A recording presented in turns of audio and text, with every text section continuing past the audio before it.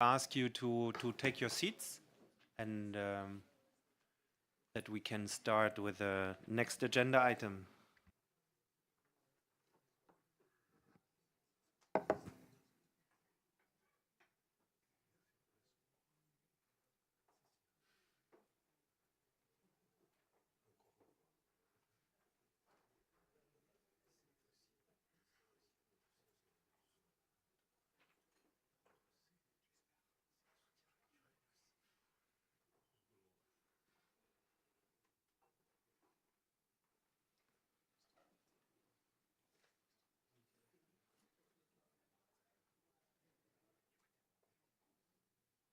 I hope you all re-energized from the coffee break. As you can tell, I was deserted. The main attention is now on the other side of the room. The next agenda item is the CEO Caucus, Global Solar Value Chains. As we reflect on the rapid expansion of solar markets worldwide, it becomes increasingly evident that the strength of solar global value chains will determine the pace and equity of the clean energy transition. From polysilicon manufacturing to module assembly, from grid integration technologies to skilled human capital, each link in this chain must be reinforced to ensure affordability, accessibility, and sustainability. In this context, today's CEO Caucus represents a timely and strategic platform in convening global industry leaders, institutional investors, and policy thinkers. The caucus seeks to identify actionable pathways to diversify production, de-risk investment, and stimulate innovation across the solar ecosystem. We particularly welcome its focus on ensuring that developing countries, including LDCs and SIDs, are not merely consumers but active contributors to the global value creation in solar energy. This agenda item offers us a chance to align regional perspectives with the global trends. Europe and its partner countries bring immense potential, from advanced research and circular economy models to green finance and enabling policy frameworks. Our discussion today can help shape ISA's efforts to bridge the supply gaps, foster manufacturing partnerships, and promote value chain transparency. I look forward to your insights on how Europe and others region can contribute to building a more integrated, inclusive, and equitable global solar value chain. Let us ensure that solar energy is not just a tool for transition, but also a means to empower economies, create quality jobs, and deepen South-South and North-South collaboration. Thank you. Thank you, Chair, and thank you for moving the attention to this side of the room. Just to give an introduction to the CEO Caucus, we started this as a platform to engage with the private sector on pertinent region-specific issues on all the regions that ISA works on last year. And this is our second edition. And the learnings from last year were to make this as a platform with focuses on pertinent issues to the region, but also keep the engagement consistent through a period of engagement activities, thought papers, white papers, and everything, and not do this as a one-off event annually. This year, for our Europe Regional Committee meeting, our CEO Caucus focuses on global solar value chain, and I'm happy to have our knowledge partners, the Becquerel Institute and Terry, run this for us. Before I hand it over to our Director General for his opening remarks, I thought we'll go around and have introductions to our new esteemed guests who have joined us for this session. Thank you very much. So, Gaëtan Masson from Becquerel Institute. I will moderate the session of the CEO Caucus in a few minutes, and I also welcome you in Brussels. Hello, thanks a lot for the invitation. Berthold Breit is my name. I'm the founder and director of Renewables Academy, RENAC, and we are a training provider along the whole value chain of solar technologies and also renewables. Hello, Christoph Bodewild, Secretary General of the European Solar Manufacturing Council, and our association is representing about 70 companies and organizations from the solar manufacturing sector in Europe. Good morning. My name is Valérie Séjourné. I'm the Managing Director of Solar Heat Europe, which is a solar thermal industry association based in Brussels, representing solar thermal technologies, so providing hot water and heat from solar thermal.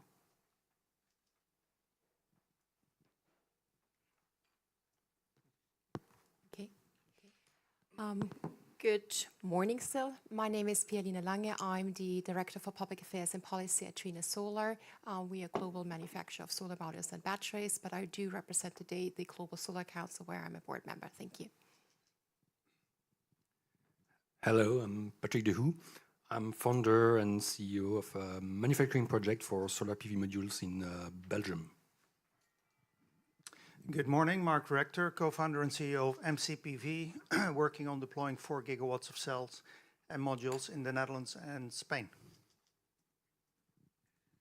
I just moved to give comfort that I'm on this part right now. Hi, I'm Sunil. I'm from Emomec from Belgium. So we are research partners, I think, and we do a lot of research on solar photovoltaics. Thank you very much. I think we have colleagues joining online as well. Rishabh, can we start with you? A short introduction. Thank you. Hello, I'm Rishabh Jain from the Council. I think there's some echo. Hello, I'm Rishabh Jain from the Council on Energy, Environment and Water. We are a policy research institution based in New Delhi, India. I lead the work on solar manufacturing, critical minerals, and supply chains. Thank you. Alexander, if we...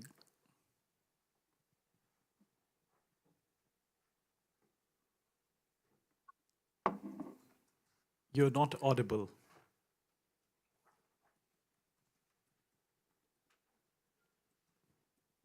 We can hear him.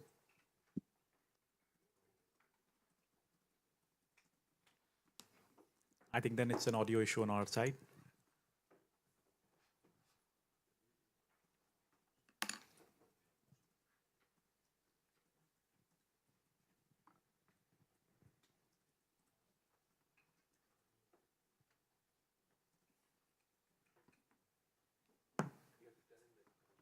Yeah. Alexander, I think there's an audio issue at our end. We'll probably just get back to you and Roberto? Hi. Okay. Hi, good morning to all. I'm Roberto Barletta. I'm the Chief Sales Officer for WeSee. As WeSee, we are a service company that mainly brings all the available technology from satellite data, airplane data, drone data to support the solar industry and the efficiency in the industry. And we are based in Italy. Thank you. So over to you. Sebastian? Sure. Yeah, my name is Sebastian Gatz. We have still an echo here, just that you know. I'm the Vice President for Renewable Energies at Von Ardenne. Von Ardenne is an equipment supplier for vacuum coating. And we are in the supply chain for solar cell production and also thin film photovoltaics. So, and I'm also a board member of the German Solar Association, BSW. Thank you for having me. Thank you very much for the introductions, and let me now hand it over to our DG, Mr. Ashish Khanna, for his opening remarks. Thank you, everyone, and really appreciate such a esteemed panel. I want to just get straight into the discussion, but just maybe allow me to share 2 points.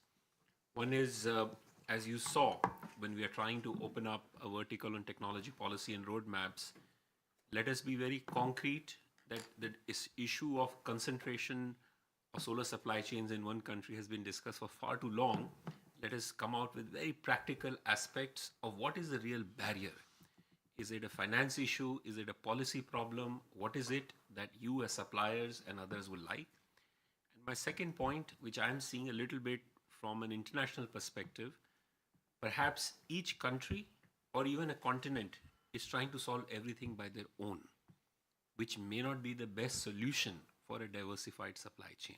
So what will be your view, or how can a country or a group of countries come together to actually view this in a more holistic way? Thank you so much.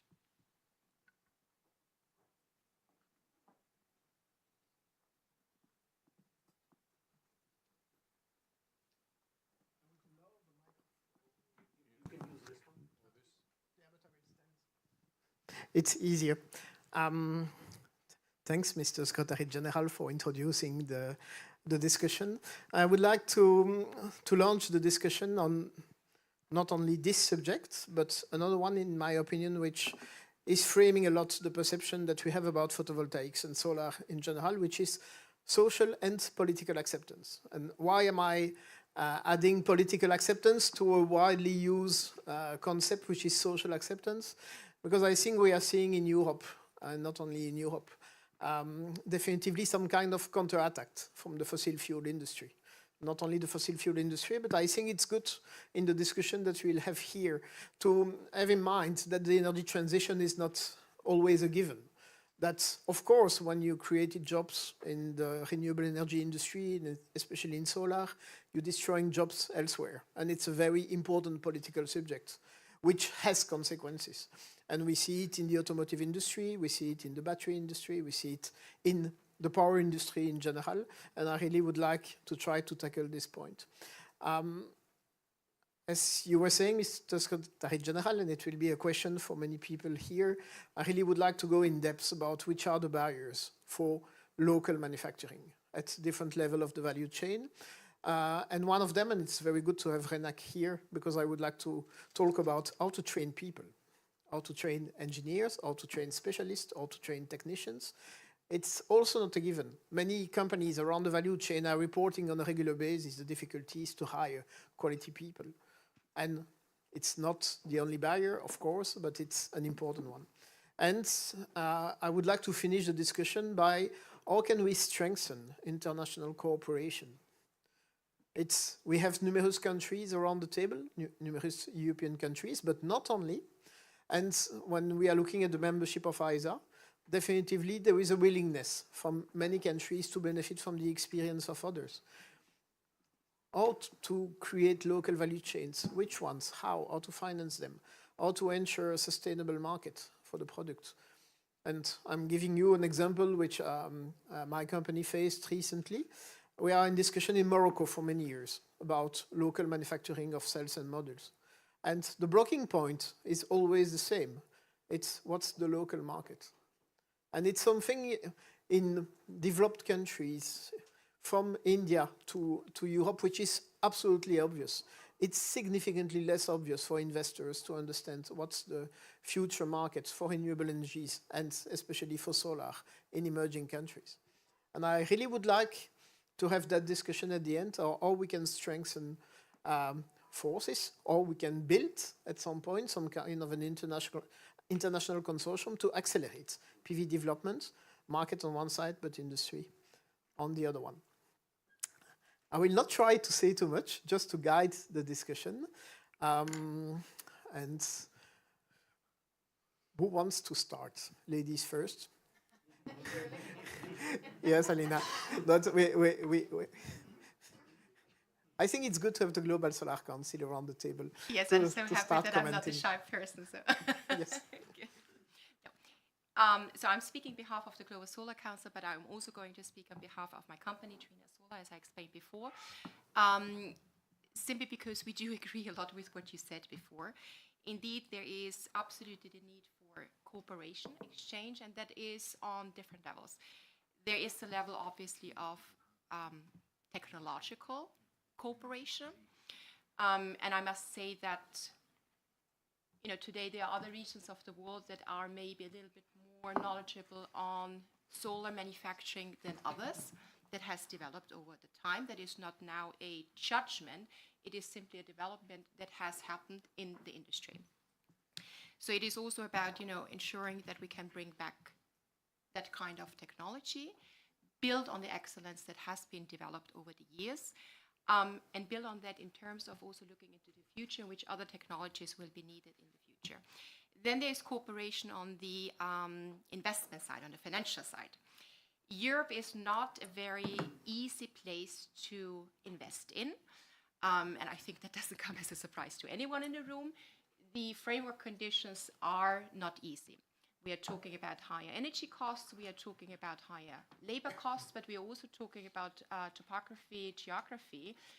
So when you're looking at our production sites, you are basically looking at kilometers of kilometers of kilometers of production, which allows us to produce at a very low cost. You can't do that in every region of the world. You can maybe do that in Morocco. You can maybe do that in Texas, simply because you have flat, open land where you can have this kind of production capacities. In Europe, the situation is different. So we need to find other instruments in order to create an attractive investment environment where companies want to invest, but where also companies can be economically viable. So this really requires cooperation on different areas. It does obviously require cooperation within the industry, but it also does require cooperation, and I'm looking here on the other side of the room, of the member states, of the policymakers, and I will end on that. The Net Zero Industry Act has paved a little bit the way for more attractive criteria, framework conditions, such as, for example, creating lead markets. But the Net Zero Industry Act has fallen absolutely short on really pushing here the envelope a little bit further. On the one hand, creating the funding opportunities that are needed, and on the other hand, I think that's even more important, really kickstarting lead investments that in the end will also lead to self-sufficient ecosystems in the solar industry. So I hope that was a good start for the discussion. That's a perfect start, Christophe Podevils. You might have expected it. Yes, thank you so much. I can second many things you have been mentioning, but maybe let me start with what Europe, and I'm speaking for European companies, can offer when it comes to cooperation, and I think that's a lot. So our member companies and also our research institutions are still leading when it comes to technology. So we are talking about research in perovskite, in new wafering technologies, in heavy metal-free solar glass, all those kinds of things, which are important and which also allows for differentiation. So the message to you is there's still solar manufacturing supply from Europe, also really along the complete supply chain, starting from silicon to module production and beyond. And moreover, Europe can offer cybersecure designs, which I think is more and more important. And not to forget, there is still a strong patent base. So products made on European technology can be produced in a way that there are no IP issues, which is not always the case. And there's a lot of companies which are offering recycling opportunities. And if you have a look on the sheer volume of solar modules which have entered the market over the last 15 or 20 years, that is also a source of raw materials which could be used, given that there is appropriate recycling technology. And that's what we can offer. But I said I can agree with many points, and here I would like to come to the finance thing. And indeed, finance is an issue. In particular, the access for our members, for our companies, to easy finance. I'm often hear from members that they're really struggling to get the financial construction ready, and they need support. And here it comes to cooperation from not only from the European Union, but also from countries on the regional level. Second point is long-term market visibility. So is there really a business case over, let's say, 7 to 10 years in a particular geography That's not even a given in Europe today for our members, I have to say. With the Net Zero Industry Act, that is going to change for European producers of solar modules, solar cells, but also for producers in other regions, because the Net Zero Industry Act first is an instrument of diversifying supply, not so much on building or rebuilding a European solar industry. And last point I'd like to make is a real strong political commitment that you want to have this industry in your country, and sense that as a signal to the industry, and of course also stick to it. That's something I think which is on the investors' perspective very important, as investors do not join those meetings like we do here. They are reading newspapers, for instance, and they need that kind of signals. Yeah, and with that, I'm handing back to you. Thank you so much. Thank you. I would like to ask you a little question. The perception we all have in Europe is that it's becoming a very risky industry, where investors are extremely reluctant to simply to invest. What's the role of public investment? Or what should be the role of public investment? It's all about de-risking, I would say.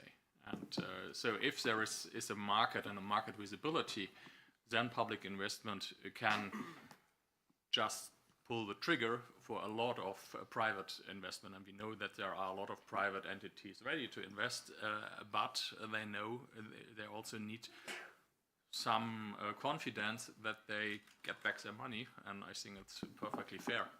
And if there's a bit of public money in that, that increases the amount of confidence, of course. It's a very interesting point on public guarantees. I know that we are supposed to discuss with 15 people here, but I might ask questions to the rest of the table afterwards, so don't fall asleep. People online, if you want to ask questions or comments, just raise your virtual hands. We have discussed about technology, and it's good to have someone from IMEC here. I would like to have a little bit your comment on what can happen in the PV sector in the coming years. There are many, I would say, not false information, but inappropriate information circulating about PV technology in general. What can we expect? Or you can use this one. Well, I think in general, there is some misinformation, of course. For instance, there was a point about perovskites, for example. So I think there's a lot of issues with the efficiency and the stability for long term, which has been a topic of discussion. And even long-term durability in terms of perovskites or even thin films for that matter has been a topic of discussion. But yes, it is a fact, and I think transparency is more important. So for instance, open practices for science, where you can actually have verifiable data uploaded online for everyone to verify, for instance, is something that we are trying to promote. Because even very high impact fact journals, for instance, sometimes the information is not very credible. So I guess it's important to have, yes. I would like you to summarize that in a different way, if you agree. My point is I've heard too often that we should wait for the next generation to invest. But I don't think that it's clearly the point. The next generation is still unclear whether it will work or not work. And basically, it's much more the question of an incremental technology evolution. And I've heard from many policymakers in Europe, but also in the US and in Africa, for instance, that we should abandon the market to the Chinese for the time being, wait for perovskites to be operational. I think the message we could pass is that there is a chance or probability which is not negligible that it will never come. And so that basically the investment should be in existing technologies to bring them to higher efficiency, lower cost, and better quality and reliability. Can you comment on that? Yes. So I think so what we would like to see is a sort of a cycle. So for instance, yes, look into the future generation, but also, for instance, waste management. So we are, of course, we have a lot of silicon which we have used over the years, and now it's after 25 years life cycle, it will be a certain amount of waste which needs to be handled. And so, for instance, one of the things that needs to also be focused on, for instance, is how to handle decommissioned modules. So decommissioned second life modules can be reused, even though they might not be as efficient. But some, for instance, a policy is not very clear on how to verify or how to test or do certain things. So it's not only about the future, because we are working towards the future generation, but it's also about how to handle the amount of things that we have generated already. So it's sort of a cycle. So it needs to be two-pronged approach where we look into the future at one side, but we also look into the past so that we can draw lessons from it, I guess. Thank you. Mark? Thank you. I think that we have learned over the past decades that innovation is great, but innovation without industry is a waste, right? So coming back to your question, Nice sentence. Yeah, coming back to your question, when is the right time to start? Well, I think we've had 2 or 3 decades of a lot of research in Europe. We know that China has been intelligently, strategically using part of that technology development and moved on from that technology development. But the point I'd like to make is that basically we cannot really discuss a innovation or technology development or R&D development strategy without having an industry. It doesn't make any sense from a purely economic perspective. So that's one point. The other point is what I often miss in the discussion is that the world is changing drastically, largely driven by shifts in energy systems, right? From fossil to non-fossil, from centralized to decentralized, which also means that industries are changing significantly, and industries are decentralizing or localizing, whatever we want to call that. So it cannot be asked from the private investment sector to drive that change. It has to be a political drive that drives that change and create the frameworks that allows private investment to participate in that. And I think that's what a little bit missing in Europe still, although we're getting there. And a really interesting kind of strategic long-term example out of China, right? Who, more than a decade and a half ago, set their goals long-term and drove that forward based on that vision. So we're a little bit behind on that, but we certainly have the capability to build our own and to build jointly.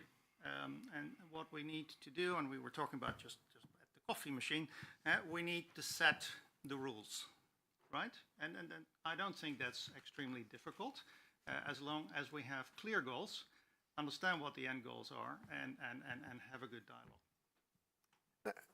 Do I understand you when you're saying that basically what has been done in the European Union for the time being is largely insufficient?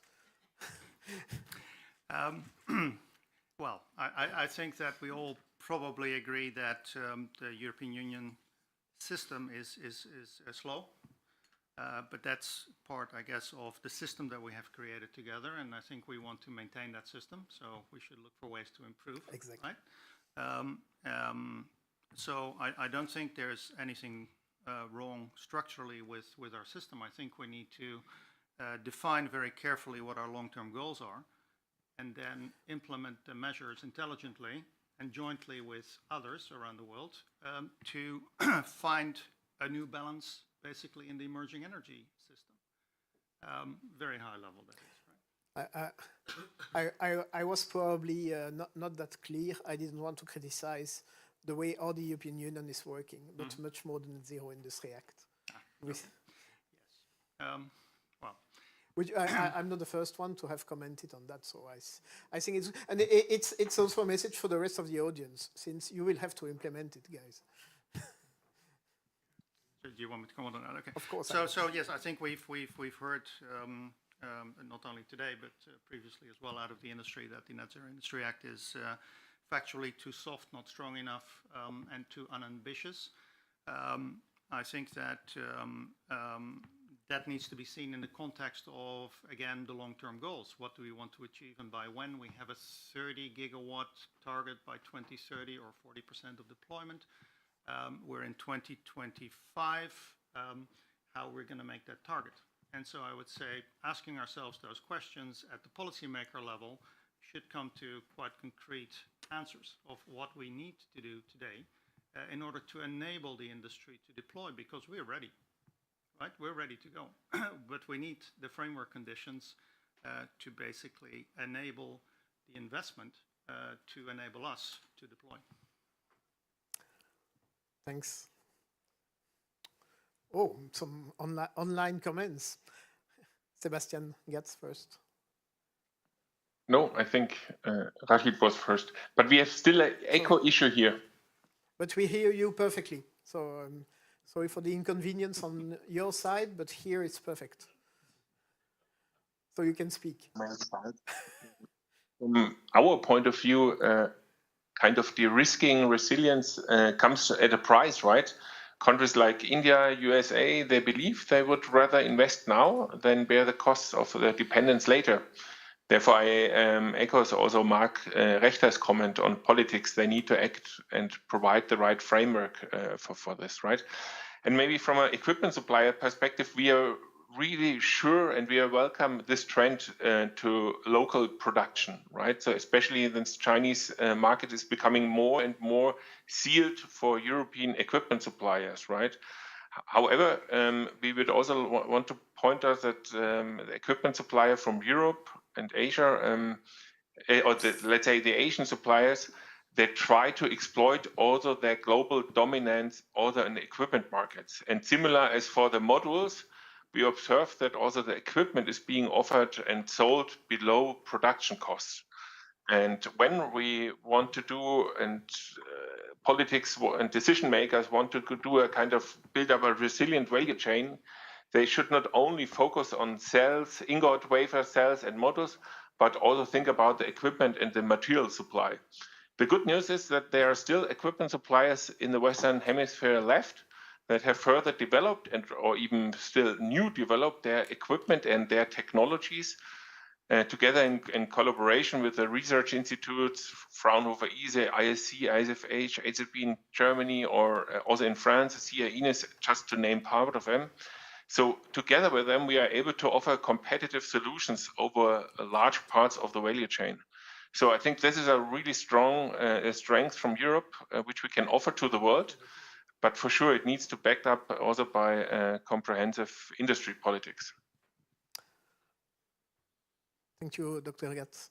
So we had a question or comments from Jane Rishab, sorry, excuse me. Hey, Rishabh here. Can you switch off the mic if possible? We hear you perfectly. Perfect. Thank you. So the echo has gone now. I represent a policy research institution based in Delhi, and in the last couple of years, we have seen that there has been a lot of focus, at least in India, on trying to build the supply chain, but also diversify our supply chain. And this particular question that was being discussed, should we wait for the new technology or should we invest in the existing technology, is something that we have also discussed and debated a lot in India. And I would say that in the last 15 years, the solar manufacturing industry has gone through ups and downs, a lot of downs though, where we've seen many of these manufacturing units shut down. But at this current stage, I'm happy to also share that we are in, I'm happy, but also concerned to share that we are over capacity of solar module manufacturing in India. We are 80 to 90 gigawatts of annual solar module capacity. Around 15 gigawatts, 10 to 15 gigawatts of solar cell. There's a small capacity of wafer, and of course, polysilicon is expected to come up in the next 2 to 3 years. All of this has happened due to a couple of reasons in the last years. One is there has been a clarity in the policymakers that we need to support domestic manufacturing, which earlier was, some may say that yes, we should, some may necessarily prioritize imports itself. At the same time, there has been a lot of focus on the tariff, non-tariff barriers and what are the fiscal incentives that should be given. So everything comes together, and then that has really helped. And finally, what we are seeing right now in India is the offtake. How do you create offtake for this manufacturing? Because beyond India, trying to sell a lot of these solar modules will not necessarily be easy, right? Because if you have to compete at cost, any country cannot compete at the cost at which solar modules are available from China. But there may still be countries, in specifically those in Europe, America, maybe Australia, and few others who are looking to diversify their supply chains and may be ready to pay some premium compared. I mean, not a lot of premium, some premium if a lot of this is manufactured in India. So that is where what has really helped Indian manufacturers scale up. But on this question of again coming back that how much are we investing in R&D, unfortunately is very less. We are still importers of technology, including the machineries, the technology, the skill at times also, because you would require hand-holding and skill transferring from the Chinese counterparts. At the end of the day, it will take 3 to 5 years for many of these lines to stabilize, and in that time, the technology may change. But I want to highlight, and maybe others in the room who have spent a lot of time in the R&D can correct me if I'm wrong. The solar module technology has moved fairly advanced in the last couple of years, maybe in the last 5 to 7 years. We are seeing 23, 24% efficiencies, 30 years of life guarantee, and there are many other things, changes in material. My always question is, should we continue chasing the latest technology? What is the benefit do we necessarily get out of that? And is it okay if we focus and if we have the tech to manufacture N-1 technology, N-2 technology, maybe 19%, maybe 20%, we would still be able to generate power, right? So, and then once we have the ecosystem, once we have the systems in place, once we have the necessary skills, once there are enough people, because right now, even in India, as we scale up, we are unable to find people who can assemble solar modules. While that's a fairly simple process, and as we move backwards, all these steps keep on getting more complex. So if it's okay, let's start somewhere. And in the process, through international collaboration, once you have an ecosystem, more and more people can enter into the sector, and hopefully then R&D can develop. Because otherwise, how do you even convince the young scientists to invest in R&D when the industry does not exist? Thank you. Many interesting points, and I will come back on some of them in a minute. Just would like to give the floor to Renak and then back to the Global Solar Council.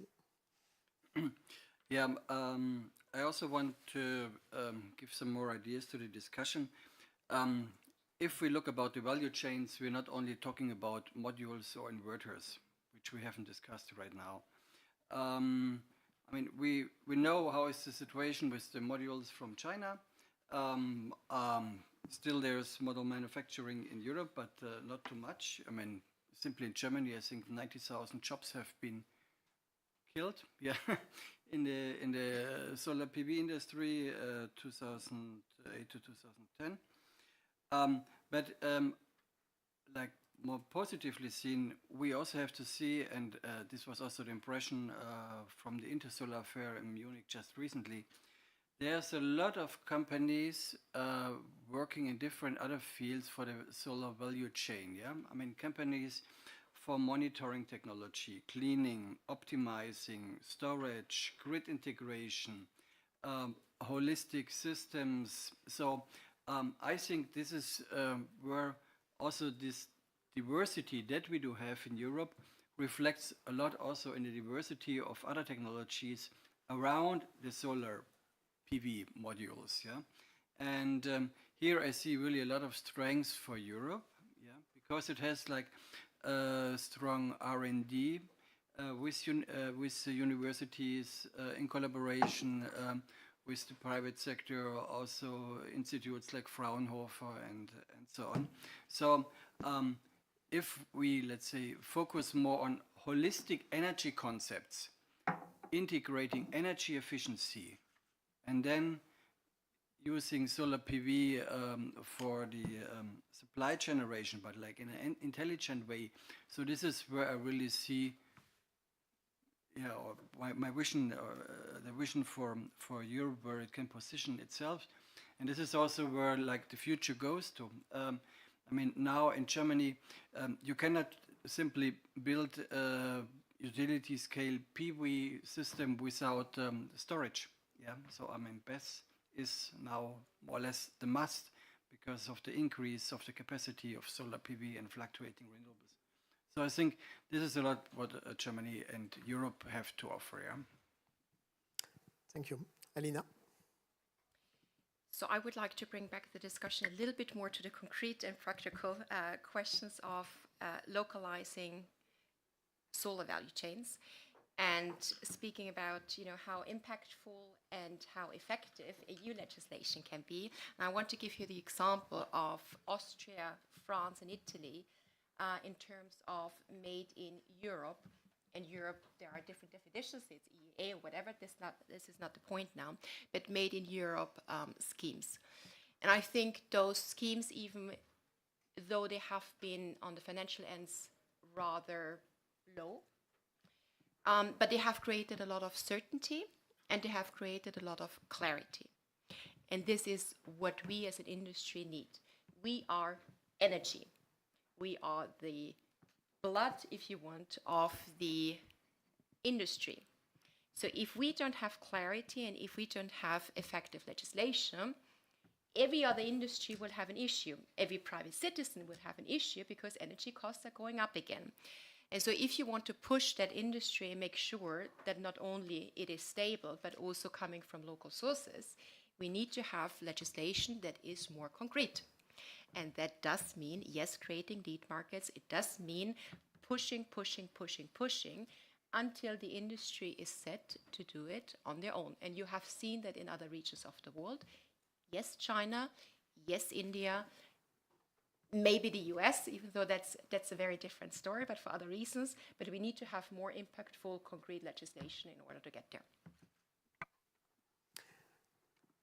Thank you. Patrick from Sun Lion, I would like you to comment on that. Sure, if you can hear me, yeah. Well, first thing is that, I'm totally convinced that solar PV is there to stay, it's there to grow. There should be room for everybody, yeah? And especially for players in Europe.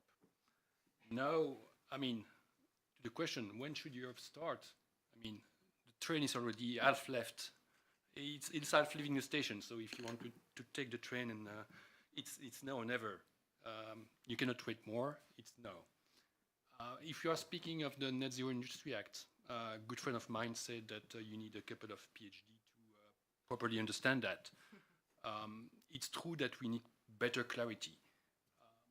We had a very hard time to explain to our investors, okay, there is this nice regulatory framework called NZDA, it's going to be creating the best of the world for us. And when we go a bit in the details, it's like, well, it's difficult. Let's put it that way. And if I'm looking one step further in the investment, I feel there is a certain sense of shyness. Some people are, especially on the investor side, people not aware of the solar PV industry in general, a sentiment that, yeah, we give up, it's done, we're not competitive. And it's too bad, because I believe it's possible to be reasonably competitive in Europe if we do the right automation, if we invest in technology, if we manage properly our supply chain. So what are we waiting for? I really like the question of the right size. Christophe. Thank you. Yeah, I want to comment a bit on the Net Zero Industry Act. This is the first time, and it is a good signal that Europe sends something like a signal to the solar industry and offering incentives and demanding requirements to the solar industry or from the solar industry. So this is good, but indeed it's only the framework regulation on the European level, and now it needs to be adopted by the member states. And there is a lot of options and degrees of freedom. And that's also in a way like what Europe is, how Europe is working. But given that we have in Europe that target of 30 gigawatt of production capacity along the supply chain in Europe, still we have that target, 30 gigawatt. there also needs to be some alignment and to harmonization. So what are exactly the criteria which are getting rewards under the Net Zero Industry Act? What are the minimum requirements you need to fulfill if you're going to participate in a public auctions on resilience and sustainability? Lots of those questions, and time is very short. The European member states of the European Union need to implement the Net Zero Industry Act on the public auction, so that's the segment I'm talking about, by January 1st, 2026. So my request to you is go and sit together and discuss and agree on a kind of standard sets on methodologies and criteria, so that we do not end up with 27 sets of criteria and methodology nobody can comply with. That would be really, really hard, if not impossible to meet by the current industry. So, three.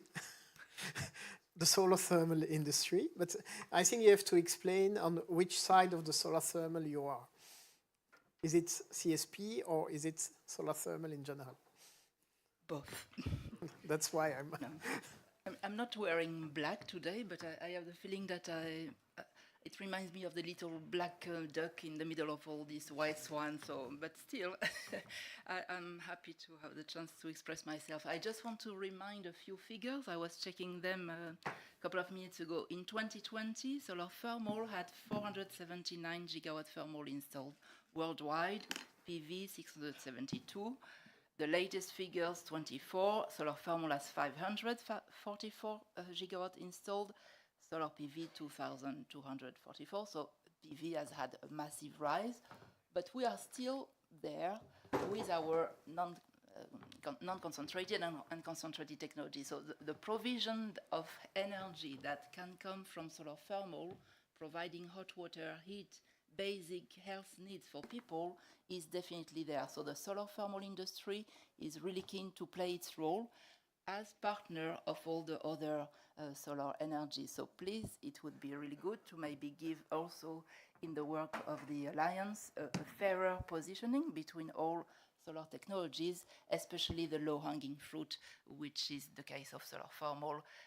Let's not also forget the PVT, which we have in our product portfolio, which is a panel combining both the provision of heat and power. So solar thermal is here to play its role, and let's also in the member states try to have a bit more focus on the potential of this technology. In Europe, for example, I'm representing Solar Heat Europe.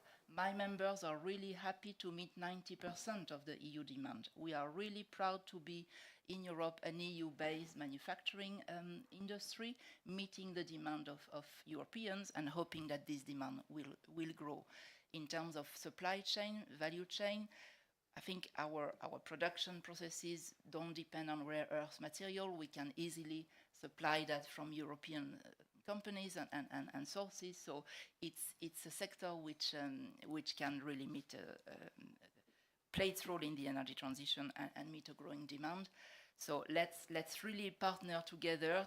We need all good technologies, solar thermal, PV, the other one like geothermal, etc., are here to play their role. So happy to collaborate and work with the member states, especially countries where there is big production like Austria, Greece, Cyprus, France, to name a few, which have really active members. So keen to play our role in the work of the Alliance and with the partners of the PV sector. Thank you. Before giving the floor to two panelists here, I would like to ask a question to people on the other side of the table. And don't be shy, we will not record it, and we will not mention that Austria or Greece might have said that. There have been a lot of comments from panelists here about the need for the Net Zero Industry Act to be properly applied if we want to convince investors to reinvest in the solar PV value chain. It means, as Christophe Podevils was saying, that basically countries will have until the 1st of January 2026, so it's coming, to put in place a legislation based on the Net Zero Industry Act, which could really have an impact on the confidence of investors. And we don't see it for the time being, except in Italy, in Austria, in France. So I would like to ask, and of course it's no commitment, it's more indicative, which are the countries working on the subject with the willingness, really the willingness to favor local manufacturing? Can I see hands being raised if someone wants to speak about it? Well, I assume none of them. It's quite an interesting conclusion. So I will continue the discussion since no one wants to step up or indicate whatever. We had two more comments. Imamec first and then MCPV. I just had a quick comment which I think was pointed out by quite a few of our panelists. So one is the Made in Europe module. Actually, I think Esther's group from France, they actually showed making a silicon module with a 566 watt peak, but the main thing is the carbon footprint of the module produced in Europe was significantly lower, let's say, than the competitors. So I think that's an important point, that we can really make modules which are relatively good, but also the carbon footprint that you use to make these modules is significantly lower. So that is one aspect. And the other aspect which I wanted to hint towards is also, which was pointed out by Adi and Arnek also, which is that we can diversify European Union's contribution not only in module production, but also, for instance, in energy yield modeling and simulation, and also, for instance, in the balance of the systems, for instance, developing technologies to improve the life cycle of the power electronic systems, which is not specifically related to modules, but it's an important part of the whole PV system. And there are degradation which happens also to the power electronics, which basically means like the inverters, the charge controllers and other things. And those are usually not very often looked into that seriously from a very photovoltaic point of view. But those really impact the cost of the overall system, and by virtue then they also impact the cost of energy produced, right?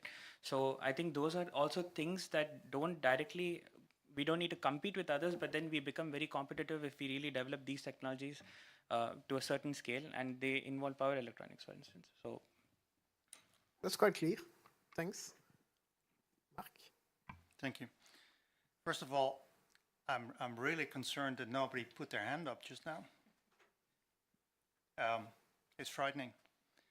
Does it mean that everything we've been saying over the past 10 years, that we are in an energy transition, that we need to build the industries of the future, is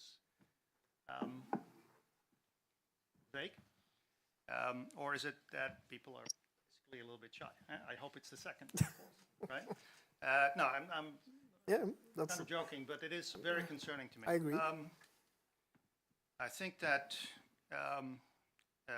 one suggestion to the European Commission, who has a very good instrument in terms of measuring its own effectiveness through impact assessments, it would be great to use an impact assessment on the Net Zero Industry Act and the Clean Industrial Deal by measuring the effectiveness of attracting private investment into the net zero industry projects. Because at the end of the day, that's what really matters. That's what really gets these projects going. Everything else is irrelevant if we do not get the private investment flowing. So I would really suggest that as an impact assessment instrument in the very short term, because it's been said many, many times, we don't have that much time, that the Commission and the member state governments that are serious about the net zero industry buildup use this parameter or this test, if you like, of looking at whether the large pension funds, insurance companies, and the large investors are deploying the hundreds of millions that we need to build these value chains. I think it's not very difficult. I think there should be an active dialogue between the policymakers and the industry and the large investors, because we all need to work together in order to do this. Thank you. Sebastian? Online. Yeah, maybe I have still an echo. Yeah, but that's fine here. We are sorry for you. But no worries. So maybe this reflect to additional comment to Mark comment.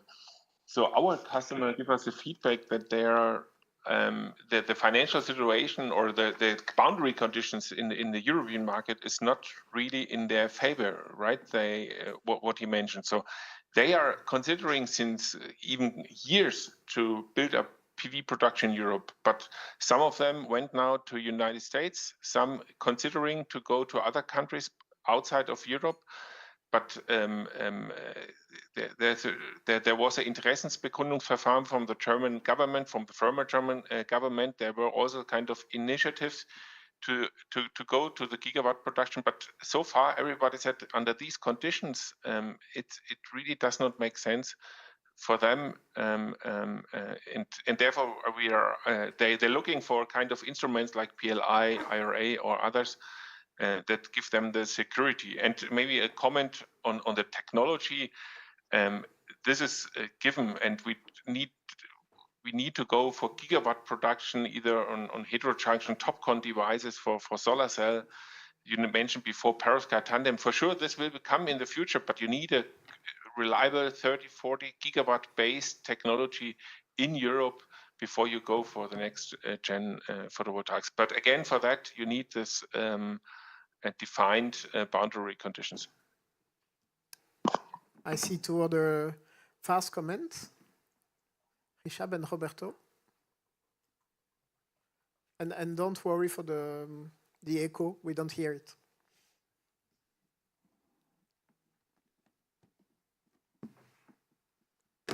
Jane, Richard.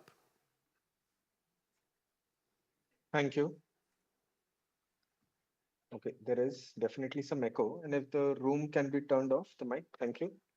No, but we hear you without any problem.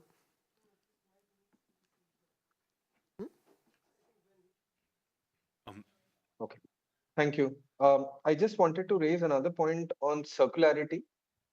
There has been a lot of discussions on both deployment, and I think some of my panelists also mentioned about waste management. But given that many countries beyond, of course, the developed countries would also be deploying solar modules at scale, what happens at the end of life remains a big question. Even in India, the regulations are still being developed, and the problems are at a large scale. What I would say, given that there has been a lot of focus in the European countries to develop the technology, can we actively, and this is where ISA can also come in, can we actively think of designing products that are easy to recycle and manage? Currently, for instance, when the EVA is stuck to the solar cell and the solar glass, taking it apart in the recycling process is very, very difficult and requires a lot of chemicals, and we also lose a lot of materials. But can we design our R&D programs, and maybe Europe can take a lead, and then of course you can give the IPs to others on how do we manufacture some of these technologies at scale, which ensures that after 20, 25, 30 years, many countries which will not necessarily be in the best stage to manage these waste do not then have the after impacts of a clean energy technology. Thank you. Thank you. I'm sorry not to give you the floor for one last comment. We need to conclude. I would like to conclude myself in 1 minute. The world is increasingly split in two parts.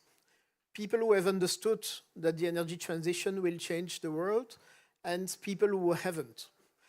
Our Chinese friends have understood before everyone else that they needed to invest massively. And we have the choice now in all countries. Either we follow, or we will simply lose the ability to be present in these industries.